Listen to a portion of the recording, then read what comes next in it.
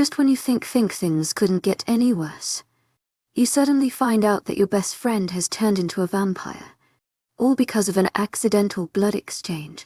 Chapter 18. Darby woke the whole house freaking out. He was talking so fast that none of them were able to decipher what he was saying. Finally getting him to calm down and breathe, they finally got what he was saying. Unfortunately, they wished they hadn't. The tomb vampires were loose. Sheila and Bonnie didn't get the door closed, and now a ton of old as hell vamps were running around Mystic Falls. Why couldn't their life ever be easy? Iris was on a mission. Damon was her first stop. She had never had a reason to visit his house, but this was definitely one. Problem was, Iris couldn't stop by until the lovely auction had ended. She was avoiding Mrs. Lockwood.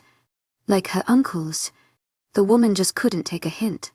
So here it was, 10 at night, and Iris is going to talk to a vampire. Iris knocked. She really did, but it couldn't be heard over the yelling. Iris decided they would just go in since they weren't courteous enough to answer the door. Walking in, she noticed that the house was huge, boringly brown as well as old EW. Iris walked into what she assumed was the living room and noticed a body on the floor. Well, shit. This is not what she wanted to deal with. All of a sudden the house went quiet and Iris heard a whoosh at the same time her back slammed into the wall. You stupid fucker. What is wrong with you? Also, why is there a dead body on your floor? Iris asked Damon. Damon stared at her for a moment before letting go. He knew better than to piss her off. Damon would end up with another head in the bed. Not fun. What can I do for you? Damon asked her. Overly nice. Rolling her eyes at him, Iris looked to the body on the floor again. Is that? Yup, Alaric. Damn it, Damon. Why did you kill him? He drank your bourbon? Iris asked. Damon stared at her. No, he tried to kill me, so I did it to him first, Damon said stubbornly. Iris rolled her eyes. Well, we have a huge problem. The tomb you decided to raid. Yeah, you left the door open, and all those mummified vampires are now residing in Mystic Falls. You made the problem, so you need to clean it up. Iris states, then looked curiously at Alaric. Alaric breaths in deep and sits straight up, eyes wide open, staring at Damon. You killed me. Iris glares at Damon. To my agent extraordinaire, Madeline Noble. Heartfelt thanks for your unfailing enthusiasm. You're with me, and Dick here needs to take care of the problem he caused, she tells them, and holds her hand out to Alaric. Iris takes Alaric to his apartment before telling him to come over when he sorts himself. They need to have a talk with Remus and Sirius. Driving through town, Iris spots Anna, the vampire who went for her mom in the tomb. Knowing the bitch was going to feed Jeremy to her, Iris stops the car and hops out, taking off after her. Anna, we need to have a chat. Now, Iris says sternly. Anna looked at her confused. Why would I want to talk to you? Go away. Iris checked that no one was near and sent a hex at her. Anna's eyes went wide when she began to itch like crazy. God loved the twins and their brains. Anna scratched and scratched. What did you do to me? She asked. Iris smiled, sweetly. Feel like having that chat now? Anna nods at her, scratching like crazy. So, I know you wanted to open the tomb for your mom. Problem is the others all got out. You need to get them to leave town or we'll be obsolete sooner than later. Iris stills her. How would you know? You weren't even there, Anna asked. Don't worry about how I know. Worry about taking care of this problem. If I have to, I'll just burn you all, Iris tells her. Thinking fiend fire would make it a pretty fire. I do have a question you might be able to answer, though. I will make the itching stop if you answer correctly. Iris says, why does it seem that all of the supernatural problems revolve around Eleanor? Anna looks at Iris curiously. You don't know? I thought you all were in the Save Eleanor gang together. Iris laughs. Oh, you're right. Caroline, myself and family stay away from them all if possible. Anna looks curious. You're friends with Jeremy, though, or ain't you? She asks. Iris nod. Of course I'm friends with Jeremy. Doesn't mean I have to be friends with Eleanor W. She's a doppelganger. She looks exactly like Catherine Pierce. That's why the Salvatorius are around her, and why everyone wants her. Anna tells her, Iris is stunned. Huh, never would have guessed that. T'were agent extraordinaire, Madeleine Nilban. Heartfelt thanks for your unfailing Kushut's enthusiasm. Thanks. Now take care of the tomb vamps and I'll let you live. Iris stops the itching. And sighs. I will talk to my mother now. Iris pulls up to her house and parks. Her phone dings with a text. Nick, hello LUV. How has your week been? Iris, ugh, it's been a horribly long week.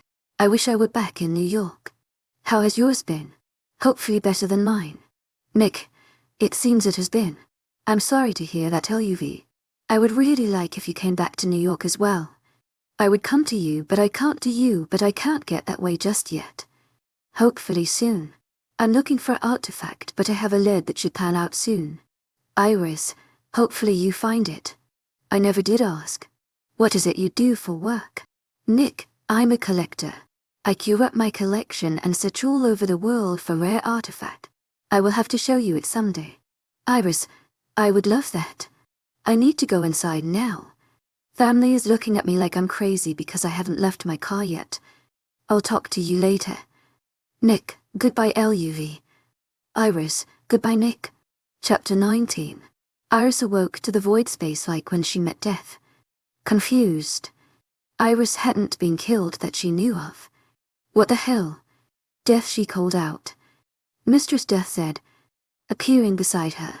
Iris jumped. What a girl. Merlin, she mumbled at him. Care to explain how I ended up here? Death stared at her, then began. Sheila Bennett was supposed to move on. Meet the ancestors. Iris flinched, turning to stare at Death. Well, I didn't want her to go yet. It wasn't her fault and I didn't see that as a reason for her to die. Who knew Death could be over-dealing with his mistress already? You have changed the course for that whole world now. Sheila Bennett was supposed to die so Bonnie Bennett would take her place. Iris was mad now. Bonnie is a child. No child should have that kind of pressure put on them. I was not about to let her turn into me. Sheila is now teaching Bonnie what she needs to know and she won't be sent down the wrong path by people who want to use how I was paused. I would have loved to have someone change the fabric of a universe for me. Oh wait. You did, she states, looking right at him. Death sighed. Next time, use the bracelet I gave you. If you have to do anything like this again, you will not be seen. Thank you. I know I should have called on you to ask for help, but I felt that you wouldn't agree with what I wanted. Iris tells him. Just ask for help, mistress. I'm here to serve you, Death tells her. Waving an arm. The room dissolves. Liz called Sirius and Remus for a council meeting. She warned them Mystic Fall's favorite son had come back. Attending the meeting, they noticed Damon is creeping in towards the end. When the mayor introduced John Gilbert, both men knew that something was going on that Liz didn't know. She tried to keep them in the loop. Being outsiders, it was difficult for the council to accept them easily. Liz vouched for them because of their daughters. John tells the council about the blood banks and hospitals that are reporting missing blood. Dead hunters and hikers. John tells them that it is time to be serious about the vampire issue. Showing the council the Gilbert device, he explains how they are going to end it. Remus and Sirius know that Liz doesn't want it to happen, but she's being outvoted. The men leave the meeting, calling Alaric to tell him that he needs to be there tonight. Iris is helping Caroline get everything together for Miss Mystic Falls and the Founders' Day Parade. Iris had no clue how Care was able to do all of this. She had to be Superja. Care had been so excited when they announced the court for Miss Mystic Falls. Her only worry was that Eleanor was on it too. Trying to keep up her cheerfulness, Care asked both Fred and George to escort her. They had planned for the twins to switch off during the event so they were both able to. Iris is helping Care do her hair and makeup. They are almost finished when they hear Eleanor talking to her aunt. Care gets a look on her face that pisses Iris off. Bathroom. Now she tells her. Iris shuts the door behind them once they are both in. I swear to Merle and Caroline, you had better not sabotage this. You deserve to win this. No one, and I repeat, no one does as much for this town as you. You're 17 years old and put more effort into your community than most people in their 40s. I understand better than most how Eleanor feels, but that doesn't matter in this. You want this and have worked so hard to make it here. Don't throw it because she has puppy eyes that people can't see past. Care looks at Iris. Her eyes very wide. Do you really think that I can win? She asks in a small voice.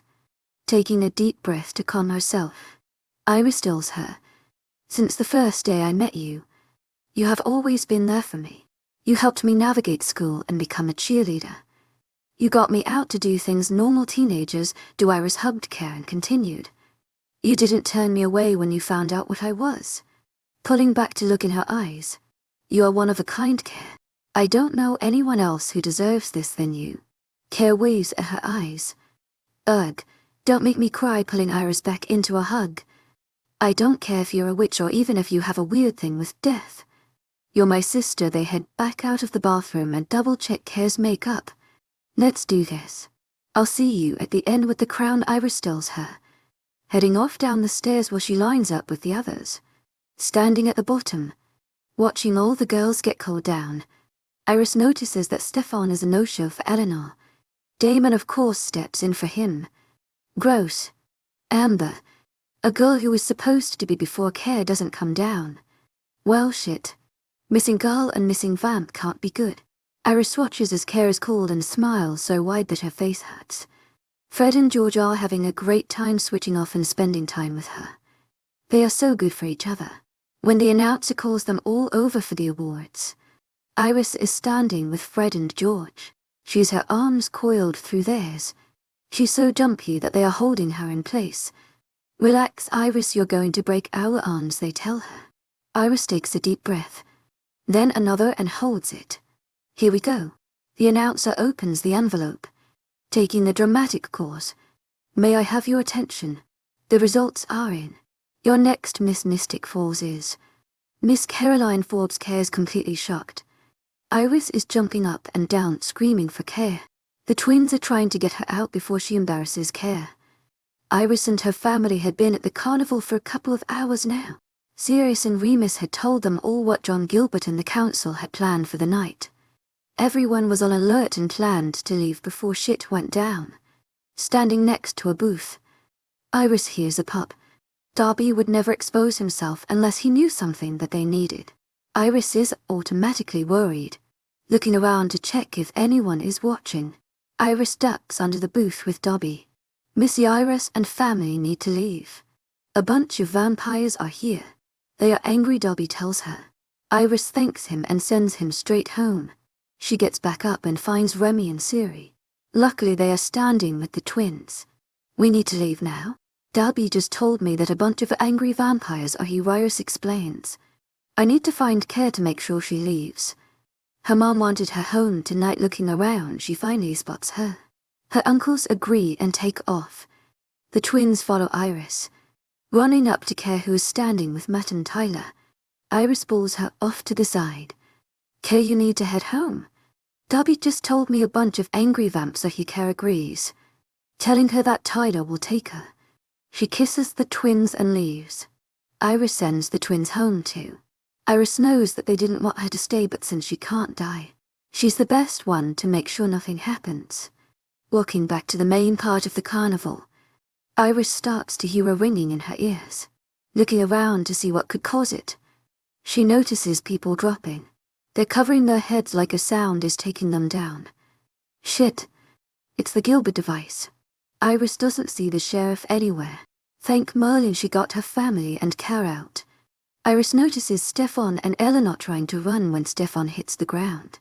Iris takes off towards them, Alaric meeting her. Alaric luckily gets the officers to let him deal with Stefan. They get him away. This can't be good. If Stefan is here, where is Dickhead? Pulling her cloak out of her pocket, Iris disappears. She's checking buildings when she John Gilbert coming out of one. Her animate gust senses are heightened and she can smell gas and smoke on him. Iris enters the building that he came out and finds the source. A fire has started in the basement. Running down the steps, she notices all the bodies in the basement. Anna is dead with a stake through the heart. Damon is crawling towards the mayor, who ends up with his neck snapped by a vampire. Ugh, do I have to be the one who saves him? Iris thinks to herself. Of course she could leave him. No, she's a better person than that. Iris takes her cloak off and back in her pocket. Running over to Damon, she helps him stand. "What are you doing down here?" he asks. He almost sounds drugged. "Shit the vervain needles." Iris starts dragging him up the stairs, her magic making a path for them. "Saving your dumb ass, I guess. Now hurry, I'm too pretty to burn," she tells him. They get to the top of the stairs and Stefan is standing there. "To my agent extraordinaire, Madeleine Nilben. Heartfelt thanks for your unfailing patience, enthusiasm." "Take him and you never seen me," Iris tells them, running off. Iris finally arrives home. She deserves an award for saving Damon. I mean, who would save the person who snapped their neck? Obviously she's a better person than him. That's got to be it. Walking into the house, Iris is greeted by Siri and Remy hugging her. "Why do you smell like smoke?" Siri asks. "They burnt all of the vampires and the mayor for some reason. I saved Damon from burning alive," Iris tells them. That's when Siri's phone goes off. He stands and answers it. He looks at Iris and the twins, then walks out of the room. Remus gets up to follow. Iris is really confused. Fred and George look just as lost. It couldn't have been more than 5 minutes when they walk back in. Remus sits by the twins and Siri sits next to Iris. "That was Liz," he begins. "Care was in a car accident," chapter 20. Remus starts. Pausing to look at the twins, "That was Liz you just called." "Care was in an accident on her way home," Sirius took over. "To my agent extraordinaire, Madeleine Nilben. Heartfelt thanks for your unfailing patience, enthusiasm." Liz said that it's bad. "You three need to get ready and we will take you to the hospital." Fred and George are pale. "What happened? How did they wreck? What do you mean by it's bad?" they ask quietly. Remus is telling them about it, but Sirius is watching Iris. Something's not right. Sirius walks over to Iris, grabbing her shoulders to get her attention. "To my agent extraordinaire, Madeleine Nilben. Heartfelt thanks for your unfailing patience, enthusiasm." "Did you hear what we said?" he asks cautiously. Iris is numb. The room starts to shake. Her power is lashing out at what they told her. This can't be happening. Not to care. She won't let this happen. Everyone is trying to get her to calm down. The whole house is shaking now. Iris looks to the four standing in front of her, blinks at them. She rubs the bracelet that Death had given her and she's gone. "Where did she go?" Sirius asks frantically. He had never seen anything like that. What had just happened to his pup? Her eyes had turned black. The whole lie. Then she turned into shadows and was gone. There was no sound or even movement on her part. She literally blinked out of existence. "Shit. This is not good. I think we need to get to the hospital. I guarantee that's where she is," Remus tells him, rushing everyone outside. "There is an alley beside the hospital that we can apparate to. We don't have time to drive." They all rush out and pop, they're gone. Iris waits for the doctors to stabilize Care. She wouldn't want to mess anything up by moving too soon. Care looks so small in the giant hospital bed. She is laying there with a tube down her throat, oxygen in her nose and her hair all bloody. She would throw a fit if she could see herself. Iris materializes out of the shadows. She isn't really sure how that happened, but assumed it was a gift from Death. Walking up to her best friend, her sister, she refused to let Caroline die. There was no way she would survive without her. Iris ran her hand over Caroline's head, her magic reaching out to fix anything it could find. Noticing that the internal damage was significant, she directs her magic towards it. Concentrating, she heals everything that she can in the short time she has. Iris knows the doctors will be back. They had been talking surgery. Noticing she's out of time, Iris kisses Care's forehead and merges back to shadows just in time for the doctors and Liz to walk in. The doctors run more tests, shocked to find that their first results had been off. She still has significant injuries, but it seems there is no internal bleeding. "I advise keeping her asleep so her body has more time to heal," the doctor tells Liz. Hearing her family in the hall, Iris takes it as her cue to get out there. Sirius is the first to notice the shadow appear in the corner, green eyes instead of the eerie black now. He walks towards her, grabbing the attention of the others.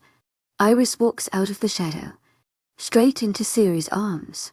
Thank Merlin, pup. You fucking disappeared. We didn't know what happened, he whispers to her. Iris clings onto him tighter, whispering back, I couldn't let her die, Siri. She was so bad that the doctors wouldn't have been able to do anything. She was a mess. Iris cries on him. Remus and the twins walk up to them, hearing what she told Sirius. He grabs them both into a hug, pulling the twins in as well.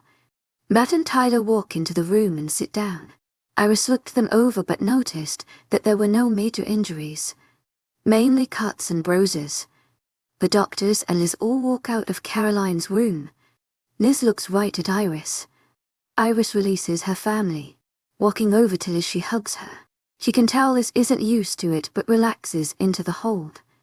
Liz takes a breath, releasing Iris, and tells that the doctors looked over Caroline again. They said she looked a lot worse when she came in. They honestly didn't know if she would have made it. Liz chokes up, continuing, now they're just wanting to keep her asleep so that she can continue to heal. Iris sighs in relief and the dam finally breaks. Fred and George take her to sit down and hold her while she cries. Liz watches how they take care of Iris. They treat her like a little sister. She knows that Caroline has gotten really close with them, and seeing how they take care of Iris, she rethinks everything she thought about the relationship. Liz thinks that maybe these two young men could be just what Caroline needs. God knows one man would never be able to handle her. Liz decides that she would make sure to get to know them. For her daughter. Throughout the night, people came and went. The three who had sat on the couch never moved. Remus and Sirius made sure to get them food and drinks because they wouldn't eat on their own. The men thought for a moment they would have to remove Iris. Eleanor had shown up. Damon followed shortly. Iris could tell that something else was going on and wanted them to leave. Eleanor got mouthy and Damon tried backing her up. Then Bonnie finally showed. Iris was over all of them. They had treated Care like crap, and she wouldn't stand for them wanting to be her friends now. They came and went for the whole next day and night until Care was allowed people in her room. To my agent extraordinaire, Madeline Nilban, heartfelt thanks for your unfailing patience, enthusiasm. Fred and George had to be physically removed from the hospital. Liz had walked in and took one look at the three and ordered them home. They tried to argue with her but she had called in backup. Sirius and Remus. Liz promised that Caroline would be fine until they came in the morning. You need to sleep in your beds. Come back in the morning and when we are all here the doctors are going to wake her up. That seemed to be the only thing that made them leave. Chapter 21. To my agent extraordinaire, Madeline Nilban. Heartfelt thanks for your unfailing patience, enthusiasm. Fred and George were waiting at the door of the hospital for visiting hours to start. Liz had told them that the doctors were going to wake her up this morning and they weren't going to miss it. As soon as the clock struck 8, they were in her room. No nurse could make them leave now. Iris decided that Care deserved to wake up to fresh skin and hair. Doing the hair was easy with a little magic, but she did her face the normal way. Iris had just finished the facial and was wiping Care's face when Liz walked in with the doctor. She must not have thought anyone would be there because she had to pause and look at what she was seeing. Iris was sat on the side of Caroline's bed while the twins had pulled chairs to each side and were holding her hands. Liz smiled at all of them and looked to Iris. To my agent extraordinaire, Madeline Nilban. Heartfelt thanks for your unfailing patience, enthusiasm. The doctors need to get near the bed to wake her up. Fred and George moved their chairs out of the way, but Iris didn't move. Let me finish wiping her face. She would kill me if I let her wake up like this, Iris tells them. Almost finished. Standing, Iris walked over to be next to the twins. They were all ready for Care to be with them again. Iris felt her phone vibrate. She knew who it was. He had been calling and texting her since Siri had told him what happened. Iris had focused so completely on Care that she forgot to take care of herself. It had gotten so bad that they thought she was going to be hurt because she had a one-track mind and it wasn't on her health. None of her family could get through to her. The twins weren't in much better state. So Siri and Remy called Nick. Since they had visited New York, Iris and Nick had spoke every day. That he hadn't heard from her in days, he was ready to raise the state to find out what happened. Having met Caroline, Nick understood the close relationship between the girls. It was a sibling bond without the blood. By the end of their conversation, Nick had threatened if he didn't hear from her once a day, he would call in the National Guard. Iris didn't realize how important he had become to her in such a short time. Nick, how are you today, LUV? Any word on Caroline yet? Iris, I'm doing okay. They are actually about to wake her up. Nick, call me after she wakes. I would like to hear your voice and to check on Caroline. Iris, I will. Promise Zoxo. Between Iris, Fred and George. Liz couldn't tell who was staring at Caroline the hardest. All three of them were unblinking eyes staring at her, waiting on her daughter's eyes to open. Liz sees now how much her daughter means to these three young people. Watching Iris break down like she did tore Liz apart. She's so happy her daughter has people like them in her life. It took almost 10 minutes. Caroline's eyes open, blinking roughly at the brightness of the room. She recognizes that she's in a hospital. The car wreck is the last thing she can recall. Looking to the faces around the room, Caroline begins to cry. Her last thoughts had been that she would never see the people she loved again. Her sister in all but blood and her two lovers. She sees her mom standing by the doctor. A sniffle brings her attention back to Iris. Is her best friend really crying? Dear God, just how bad had she been if Iris is crying? Liz walks up and gives her a kiss on the forehead. I'll give you some time. She follows the doctor out. Fred and George go to the sides of her bed. Hey love, how are you feeling? We thought we were going to lose you, they tell her. Leaning down to kiss her, Caroline feels her bed shift and sees Iris climb on. You are never allowed to leave me again, Iris tells her. Laying her head on Care's stomach. Shaking startles Care. Iris is crying so hard she is moving the bed. Looking between George, Care asks, what exactly happened to me? They both look concerned, answering, neither wanting to bring it up when Iris does. You almost died. You would have died, Iris whispers. Care is shocked. What did she mean? The doctors didn't seem all that shocked at her waking up. Looking back to the twins, the question was in her eyes. We're not really sure what Iris did, but she tapped into her powers. She shook the earth so much that they're calling it an abnormal earthquake. Then she turned to shadows and disappeared. Later, coming out of your room, Care, they didn't think you would make it before she did. Whatever she did, Caroline sat in stunned silence. She pulled the twins on the bed beside her and made sure Iris was there too. Thank you, Iris, she whispered. You're not allowed to leave me. Ever, Caroline Forbes, Iris replied. Liz walked back into the room, surprised at the amount of people on the bed, smiling at them. She told Caroline, I was so worried when I got that phone call. Honestly, Caroline, that's my worst nightmare. I don't think I would have made it through all of this without Iris and your boyfriends. You're okay with me being with both Fred and George, Caroline clarifies to her mom. Liz takes a deep breath. After everything I've witnessed these past few days, I couldn't be happier, she says, smiling. They had laid there and talked for a bit before Iris remembered. We have to make 2 calls. Care looks really confused at this. Siri and Remy pop up on the phone. Care realizes they're the call. They all talk for a bit and she thanks them for making the others take care of themselves. Sirius makes sure to tell Iris, Fred and George that they have to come home and sleep. They finish the call. Care looks at them all suspiciously. We had to be physically removed from the hospital, George begins. But Iris is the one who had to be held back from removing others, Fred adds. Smiling, Iris blushes and pouts. Not my fault the Scooby Gang couldn't get the hint. Care starts laughing. Just imagining little Iris trying to take on all of them. Iris is done with this conversation, so she picks up her phone and dials the next person. Caroline, I'm glad to see you're finally awake. Please don't ever do that again. These 3 would never make it without you, Nick tells her, getting a watery laugh out of her.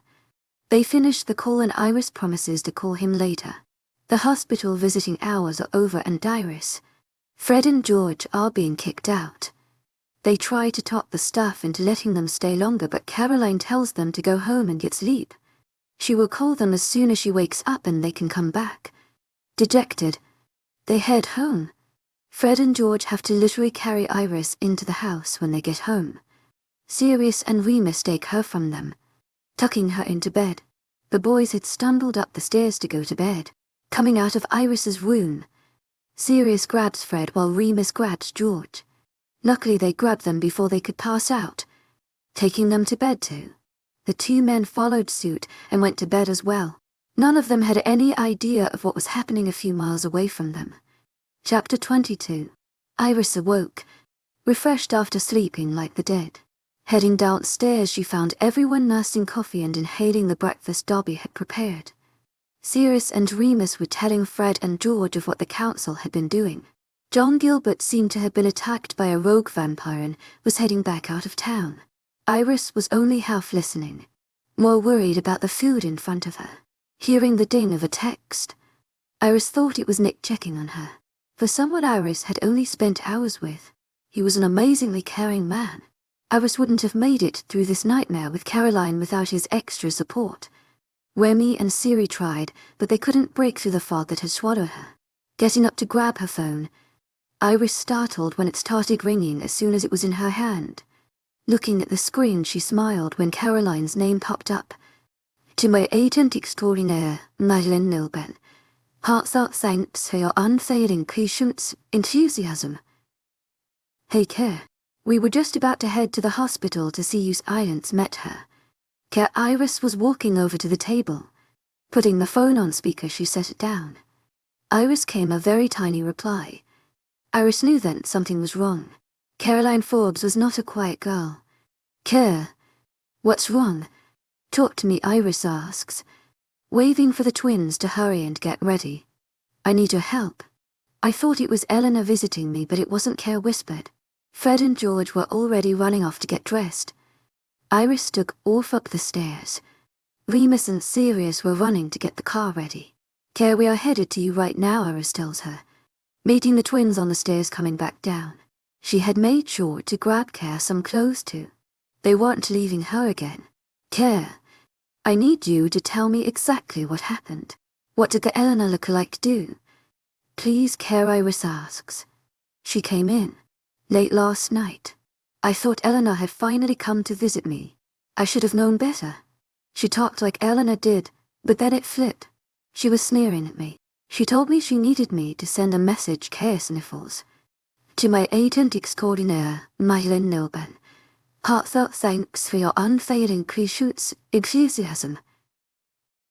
It's crazy, but I think she killed me. Iris sees the twins pale. She was sure she didn't look any better.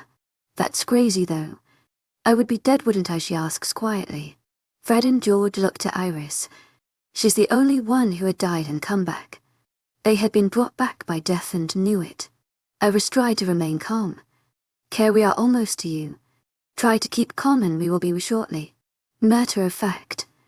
Is there anyone near your room that would notice extra people? She asked. They could hear Caroline shuffle on the bed. I don't see anyone. Care, the twins are about to be in the room. I won't be far behind, but you don't need to be alone. They're coming now. Sit on the bed, Care, Iris instructs her. Iris looks to the twins. Don't pop up. Quiet pops could be heard from both ends of the phone. Oh, thank God. They're here, Care tells Iris. Good. I will be there in 10 minutes, Max. Care. Stay with Fred and George. Iris hangs up. Pup, I hate to ask, but do you think one of those idiots gave her blood when you left? I couldn't imagine why. She was healed, but we all know they're not the brightest, Sirius asked. Remus had been watching Iris. When she paled, he told Sirius, pull over. Iris barely got her door open, throwing up everywhere. Wiping her mouth, she looked at her uncles. I'm going to murder those fucking morons, she screams.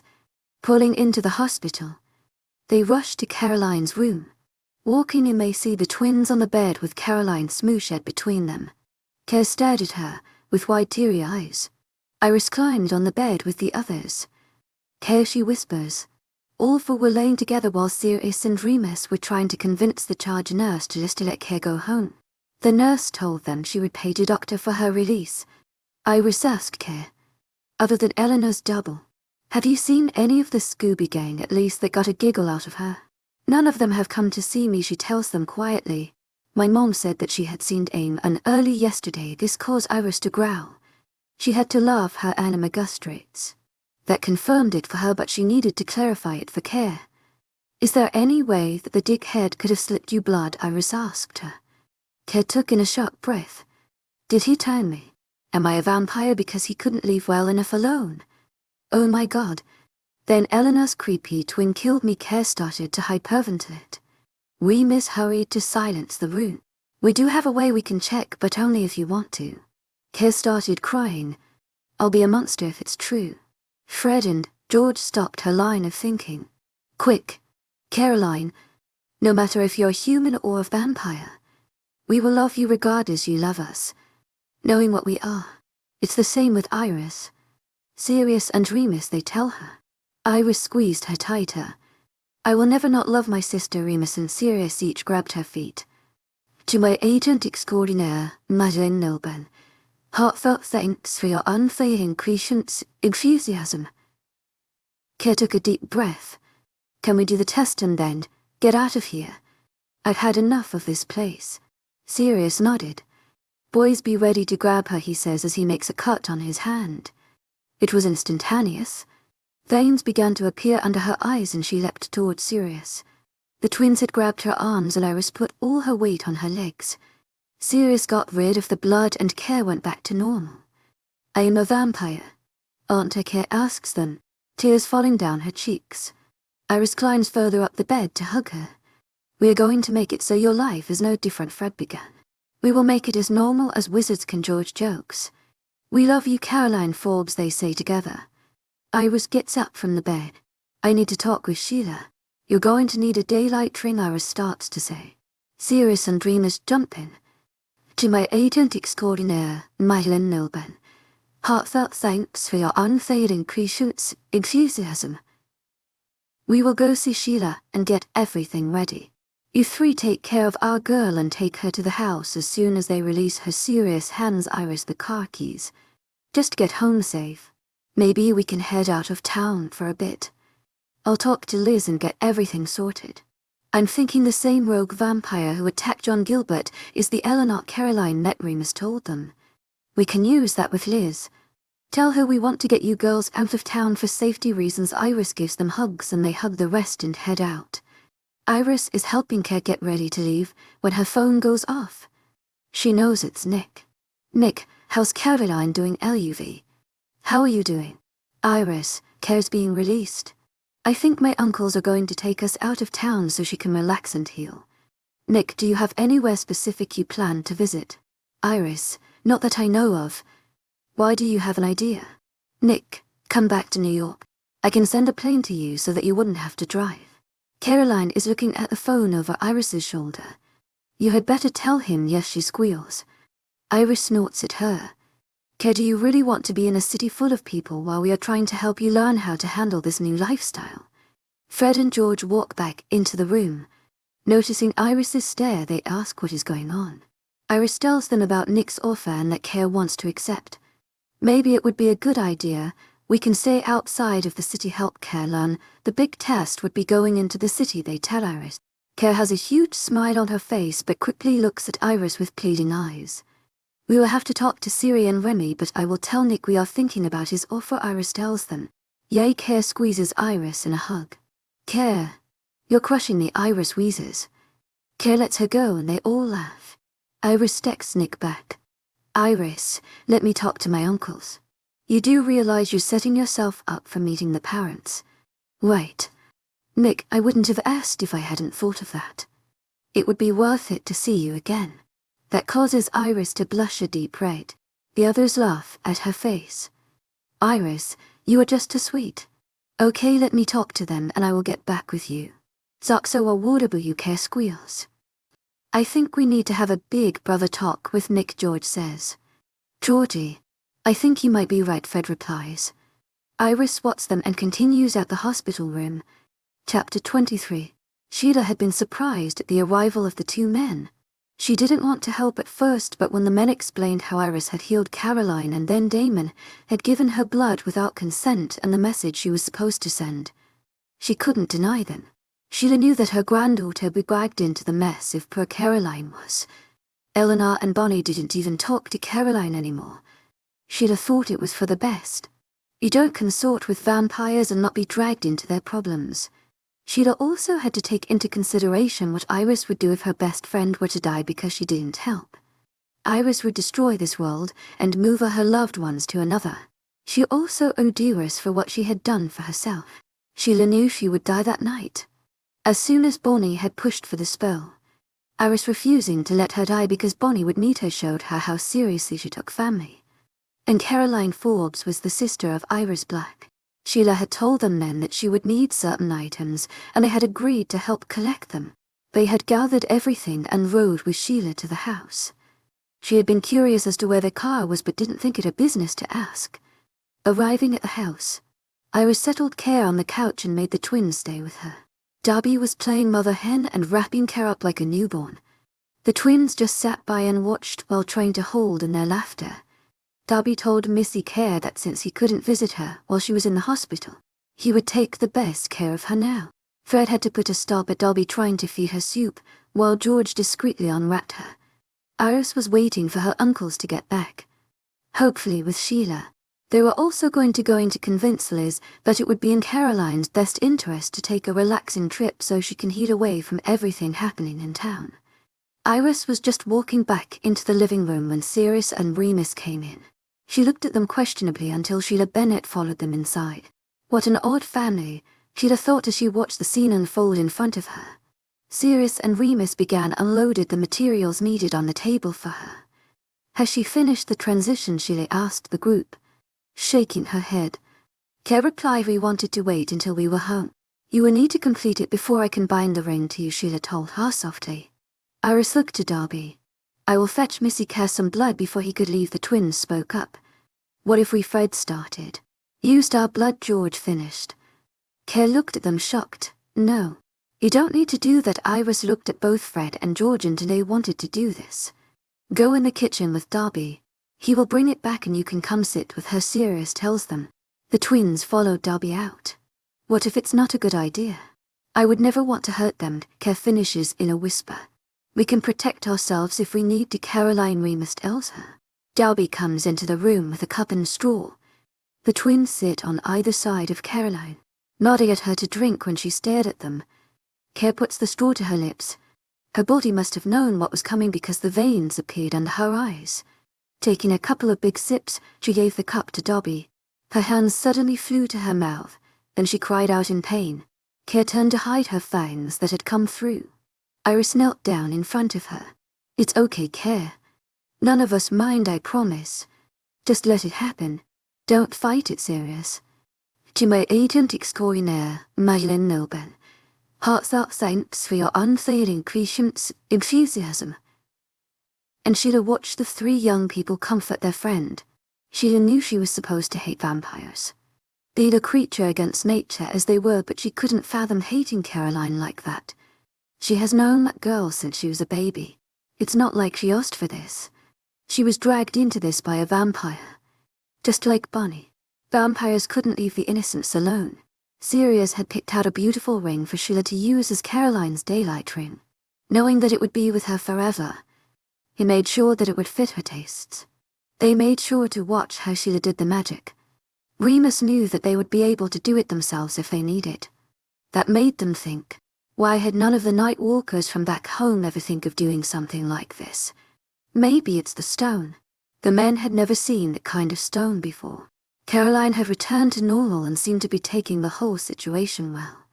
Being a vampire enhances traits that a person already holds, and they all know that Caroline is an amazing person with a large heart. This will only make her more. Fred grabs Care's hand. How are you feeling? George grabs the other. Don't want to munch unless Iris tries to hold back a snort but fails horribly. Care follows suit, and soon the other three. Thank Merle and they can still joke. Getting herself back under control. Care responds. I actually feel really good. Maybe this won't be so bad. Care then looks at Iris sweetly. Maybe we could take Nick up on his offer.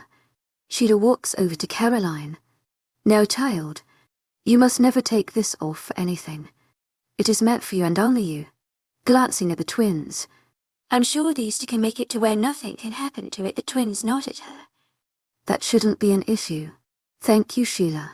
So much. We had no idea where to start for making one, Iris tells her. We are all very grateful to you. They all give their thanks and Sirius walks Sheila out. Coming back in, he looks to each of the teenagers. What was that Care Bear mentioned about Nick, he asked. Iris blushes and sends a glare Care's way. Answering the question, Nick invited us to New York so that Care can heal in peace and quiet. He offered to send us a plane. Sirius and Remus look to each other. Having a conversation none of the others can hear and reply. We talked to Liz already about taking you all away. She agreed that you needed to leave town for a bit. We will have to meet up with you later. Being a part of the council means we have to go to the mayor's funeral. We can have Dobby pop us to wherever you end up staying, Remus adds. Iris nods. We can rent a house outside of the city, close enough to visit when Care feels up to it. You should probably take Nick up on the offer for the plane. Care shouldn't be stuck in a car or commercial plane, Sirius tells them. Also, I would really like to meet this Nick, Iris groans at him. Phone call between Nick and everyone. Nick, I will be sending the jet to Richmond, and when you arrive a car will take you to where you're staying. Do you know where that will be yet? Iris, we were able to find a house outside of the city. It's only about an hour away, so it wouldn't be too far of a drive. Nick, if you haven't booked yet, I actually have a property you could stay in. Sirius, we couldn't let you do that. You're already sending a jet. Nick, honestly, it's no issue. It's a vacation property and empty being the off-season. Remus, I mean, at least we know they will be safe until we arrive. It might be a good idea. Nick, perfect. I'll just have the driver take you there from the airport. It's a 4-bedroom, so plenty of space, and is surrounded by trees so you have privacy. Iris takes him off speaker and walks away from the group of eavesdroppers. Nick, are you sure? I don't want you to feel like you have to do this. We can rent somewhere, Iris tells him. Nick chuckles. LUV, I'm sure. Plus I can visit more. It's not far from my residence. Iris and Caroline had visited Tyler and Carol Lockwood to give their condolences before they left. Tyler kept apologizing to Care for putting her in the hospital, but she made him see that it wasn't any fault of his. The quartet were dropped off at the airport by Sirius and Remus. The men told them to call when they landed and arrived at the house. None of them had ever flown, so flying being a new experience on its own made flying private even better. Iris had just walked onto the plane when Care looked at her and blurted, Iris, I think Nick is loaded. Iris gives her a glare before telling her. Shush, then looking around she starts to think over Care's comment. How can someone so young have so much money? The plane ride isn't a long one, but Care starts to fidget halfway there. I think I need a drink, she whispers to Fred. George gets an idea and heads over to the stewardess station. Grabbing a cup and knife, he goes back over to Fred. They add their blood to the cup and hand it to Care. Iris plays lookout so they don't get caught.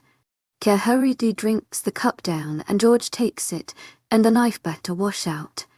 No need to leave evidence. Care is able to settle for the rest of the flight. Chapter 24. Landing was just as nerve-wracking as taking off for Iris. She could fly on a broom and do all kinds of tricks, but flying in a plane scared her. The quartet grabbed their luggage and left the plane to look for the car Nick had arranged. Iris spotted him first. Leaning against a black SUV was Nick. Merle in his gorgeous, she thought. Picking up her pace, she went to greet him. Nick smiled as she came rushing up to him. Hello, LUV, he leaned down to kiss her. I figured I could show you the house myself, he explained and kissed her again. Noticing her companions finally catching up, he greeted them. Gentlemen, Caroline, how are you feeling? I'm doing good, thank you, Care replied.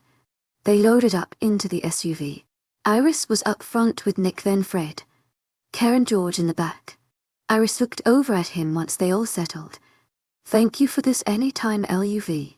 I'm just glad able to see you again, he tells her, grabbing her hand and kissing her knuckles. He didn't bring attention to her blush, but he did smirk. Pulling up to the house, the twins let out a whistle at the sight.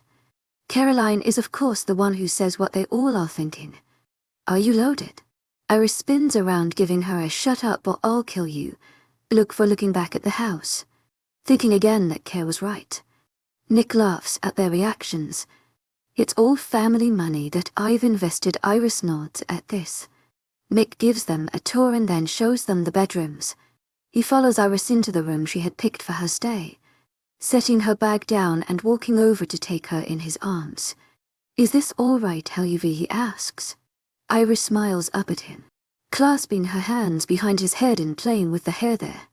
Nick's hands go to her waist. Thank you for all of this, Nick, she tells him, leaning up to kiss him. Sharing a few more kisses before parting, Iris walks back towards the bed to sit. I thought you said your uncles were coming with, Nick asks. They will hopefully be here tomorrow.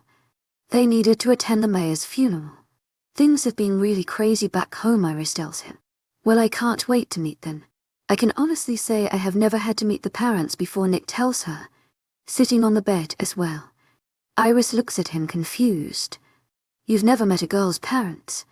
I haven't really had time to date. Yes, I have gone on dates, but none that go to the point of meeting parents. They tend to fizzle out before that, Nick says. Iris understands that. She's never brought anyone home before, so it's new to her as well. Getting distracted by the man sitting next to her, she leans in to kiss him. Nick maneuvers them to where Iris is now halfway under him. Things are starting to get heavier when they're interrupted by a cough at the door. Damn, forgot to close that. Both sit up to see Fred standing there. We were getting hungry and wanted to see if you two are looking at Iris. He smirks at her expression. Sorry, little sister, he calls out and walks off. Iris groans and throws herself back onto the bed. Sorry about him, she mumbles. Nick laughs and stands, pulling her up off the bed to stand. It's fine, Heluvi. Let's go eat. After an amazing dinner that Nick and Iris cooked, he is to leave and the rest decided to go to bed. They wanted to get an early start tomorrow to help Caroline learn her new abilities. The next day they spent a lot of time exploring the house and surrounding land. Care had been practicing some of her new vampire skills and the twins were watching her sprint across the yard as fast as she could. Iris had decided to check out the pool and hot tub. She had just leaned over to check the temperature of the pool when she felt a body hit hers and they both went crashing into the water. Coming up, she was sputtering out water. Iris looked at who had dunked her. Ziri, you're such an ass, she said and splashed water at him. Turns out the pool was heated. Good thing too. She swam over to the side where Remy had leant down to give her a hand out of the pool and leaving Ziri to fend for himself. When did you guys get here? Iris asked, trying to find her wand so she could dry herself. Remus took his out and dried her off. About 10 minutes ago. You were just coming up from the yard. Care comes running over. She gives Remus a hug and looks too serious. Of course he was doing backstrokes in the pool. Fully clothed. I'm glad you guys made it. How was the funeral? She asks. Sirius swims over and climbs out. Remus dries him off too. Drama. Carol is mad that her husband was killed in trying to make your mom find who's responsible, he tells them. Remus adds in. We figured out where the mayor was affected by the Gilbert device. To my agent extraordinaire, Majen Nilban, heartfelt thanks for your unfailing patience, enthusiasm. Came to pay his respects, and when we were introduced he shook my hand and Mooney perked up. Care looks confused until the twins explained the werewolf could sense other werewolves. Iris looked at Remus. So was the mayor one, she asks. Not quite. The werewolves here have to activate a curse they're born with. The mayor never did and Tyler hasn't yet, but Mason has. We stopped to ask Sheila about them when we were done. Remus tells them. So if the mayor was affected by the device, then that explains Tyler. He kept asking what the noise was. That's what caused the wreck. Care tells them. They all agree with her and Remus tells them they need to keep an eye on him in case he does trigger the curse. Everyone walks into the kitchen to make lunch when there's a knock on the door. That's Nick. Iris looks between Remus and Sirius. Please be nice to him, she begs. Iris goes to answer the door. Nick is standing there looking gorgeous as ever. She jumps into his arms to kiss him. Leaning in, she whispers, my uncles are here. They're in the kitchen waiting. Nick smiled, putting Iris back on her feet. Time to face the firing squad, he jokes. Walking with Iris. Remus had walked up to shake his hand. Being the more sensible of the two men, he didn't even fully grasp Nick's hand when all hell breaks loose. Iris had been standing next to Nick when Remus lets out a growl. snatching Iris away from him and pushing her towards Sirius, who catches her. Everyone is frozen in place because of the amber color of Remus' eyes. No one wanted to move or set him off. Sirius pushes Iris towards the twins and walks over to Remus. "Molly, calm down. Pup is not in danger. I'm sure Nick has an explanation for sending off werewolf vibes." Chapter 25. Sirius has managed to get Remus to back away from Nick, who is standing frozen. Iris looked at him confused. Trying to walk closer, she has to push Remus off when he grabs her to pull her back. "Nick," Iris says. He's standing in front of her, stone-faced. Not one expression is showing, and it scares her. "We all have secrets, so I can't be mad if you kept it from me," she winces before saying, "I have a secret too. I'll share if you do." She tries to joke. Nick glances at her uncles before looking back at Iris. Taking a deep breath, he tells her, "I am part werewolf, but I am not able to access that part of me. There's a curse blocking it." Caroline, Fred and George walk over. Sirius finally gets Remus to calm down. "What does that mean?" Care questions. "Maybe we should sit for this conversation," Sirius tells them, leading Remus to the table. Iris watches where everyone sits and parks her butt right next to Nick. He had never harmed her or even spoke wrongly to her. She wasn't about to push him away when she had secrets too. Nick looks at her with surprise on his face. Remus is still edgy because his cub is near an unknown werewolf. Iris looks at everyone around the table. "We need to hear him out. We have no room to judge about keeping secrets. We haven't been the most honest with things." Looking at her uncles. "Please. For me," she begs. Nick looks confused at what she had said. She looks at him. "I'll tell you mine if you tell me yours." She smiles at him. Nick takes a deep breath and begins. "I won't apologize for keeping secrets. It was a way to protect you, but also to protect myself." He pauses when Iris grips his hand. "My name isn't Nick Michaels. It's Nicholas McHale's son. I am an original vampire. My family was the first vampires. Only I wasn't my father's son. My mother had an affair, and it turned out that my father was part of a werewolf clan." Nick goes on to tell them some of his family history. All Iris can think is, it's him, the original hybrid who Death had told her about. Her magic also tells her that he's meant for her. That's why touching him sends off a live wire under her skin. Her mind is running 1,000,000 miles a minute. She turns to look at her family. It's him, she tells them. Everyone looks confused, but Kat puts it together first. He's the hybrid, she gasps. Finally it clicks for the rest. Surprised at their reactions, Nick turns to look at Iris. "What are you talking about?" he asks her, confirming with her uncles that she can tell the story. Iris begins. She tells him how her family ended up in this world, how they made lives and friends in Mystic Falls. She tells him of how she met Death and him telling her that she was his mistress, the mistress of Death. She then tells him how she saved Sheila and Caroline from dying, looking to Care for permission to continue. She tells what happened with the blood in the vampire that killed her as a message for people that don't even count. Nick sits there, taking in all that she had told him. It was a lot. Then he asks a question she had hoped he didn't. How did you meet Death if you were alive? Iris didn't want to tell him. She was about to answer when Remus speaks. She had her neck snapped. Steps outside her door by a vampire, Remus tells him. Nick's face is furious. Who one simple word that sent chills down everyone's spines. Looking at Iris. Knowing he won't get an answer, he looks to her sister. Same one who fed me blood. Damon Salvatore, she tells him quietly. I'll take care of him, Nick states. Iris looks to her uncles for help, but they don't seem to care. I couldn't kill him. He's all his brother Stefan has, and I would feel horrible killing his family. I may not like them, but I understand losing family, Iris says. The twins nod with her. Nick breathes deep. I will not kill him, but I will torture him. That gets a laugh from her uncles. She knows they'll help. Nick then looks up at Remus. If I can break my curse, I will help you both. Men nod at him in thanks. Iris got to thinking. What does this curse entail, and how can we help? She asks him. Nick explains the curse to them and what properties are needed to break it. He tells them of how he almost broke it, but the doppelganger Katarina Pitt Rover killed herself before he could. Maybe our magic can break it. We're stronger than the witches from this world, and there is 5 of us that could focus on it, Remus tells him. I would like to get a hold of the moonstone though. Iris looks thoughtful.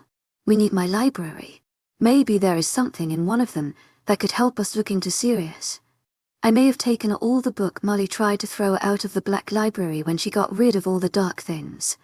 Only one way to find out if we have anything Sirius told her. Darby pop. Nick could only stare. When he finally spoke, he got a smack to the shoulder from Iris. What is that? He asked quietly. Iris glared for a moment before turning to introduce Nick to Darby. This is Darby. He's a part of the family. Nick was still quiet. Darby, could you grab my library and bring it here please, she asks. Darby nods at her then pops away, knowing it will take him a few minutes to get it here. Care starts to question Nick about being a vampire. Who better to get knowledge from than an original? Iris pulled Nick away from Caroline's questioning. Take a walk with me, she asked him. He looked to her uncles. Getting agreements, he followed her to the backyard, walking down the path that led to the tree line. Iris spoke. So we both lied. She grabbed his hand and entwined their fingers when he didn't pull away. Mick's eyes. More like omitted details. Well, except for my name. Iris laughs at that. We are pair all right? Pausing, she asks. Are you okay with what I am? Mick turns and faces her.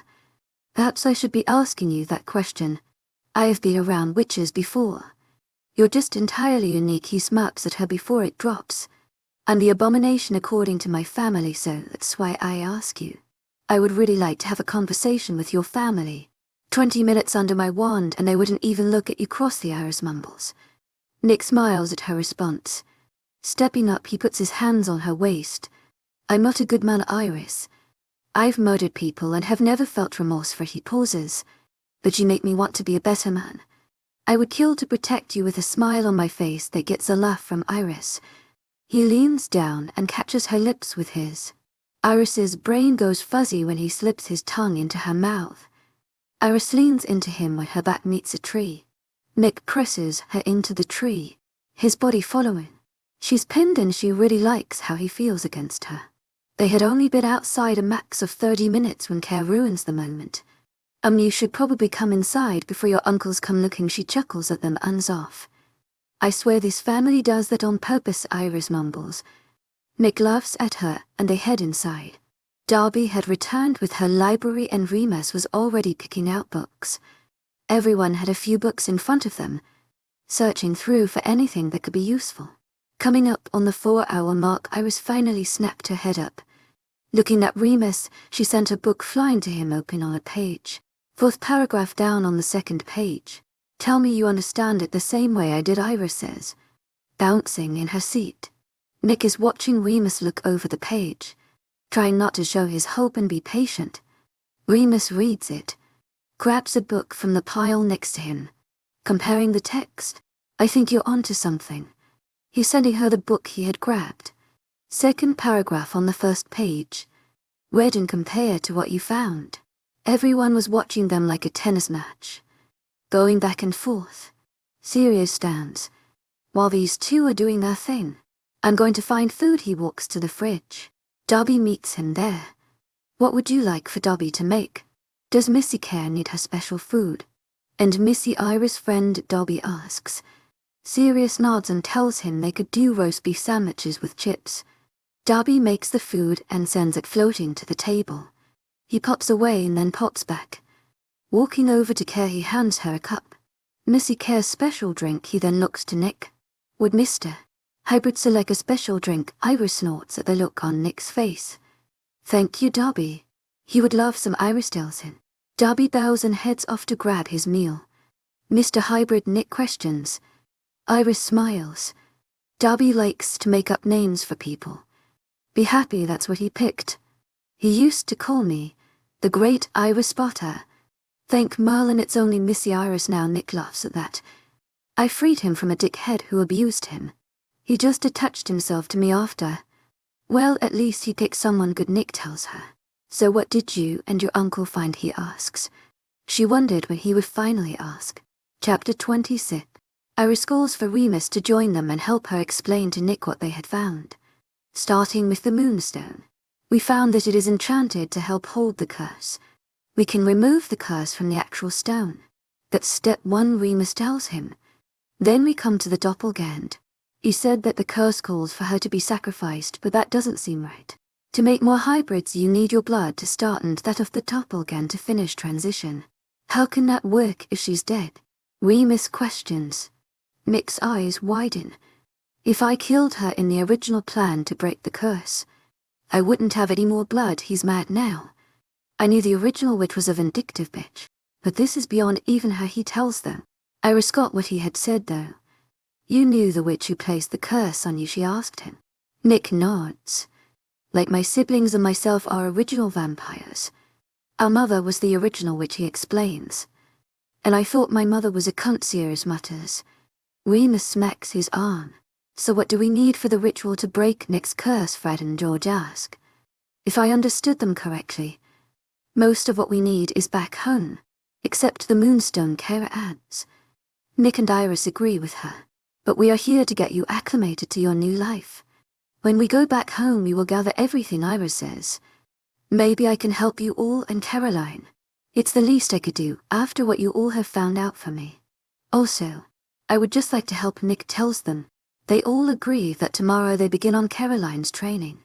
Remus said he would look more into the moonstone and the curse. Make sure they were good to go. Everyone told Nick goodbye and goodnight while Iris walked him out. Are you sure you're okay with everything you learned today? Iris asks. Everything about me. Nick wraps his arms around her. Are you? I mean, you just found out I'm a vampire who is cursed to be cut off from his werewolf side. If anyone should not be okay, I think you would be that person, Nick tells her, wrapping her arms around his neck.